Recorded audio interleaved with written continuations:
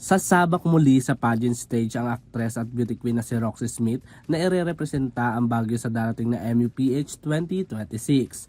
Yan ay matapos siyang koronahan bilang opisyal na kandidata ng Baguio sa kakatapos lang na hashing ceremony na naganap sa Makati. Sa halip na Roxy Smith, Roxy Bayans ang gagamitin ng actress beauty queen sa kompetisyon.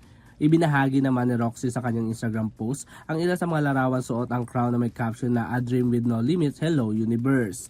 Matatanda namang huling sumali sa pageant ang aktres noong COVID-19 pandemic sa Miss Earth Philippines 2020 kung saan kinoronahan at nabigyan siya ng titulo bilang Miss Earth Water 2020. Nakatakda naman makalaban ni Bayans ang ilan sa mga bago at nagbabalik kandidata sa MUPH katulad na lang ni Donna Rain Nugid, Nakakatawan sa Pangasinan, Bella Ismael ng Taguig, Nicole Borromeo ng Cebu Province at marami pang iba.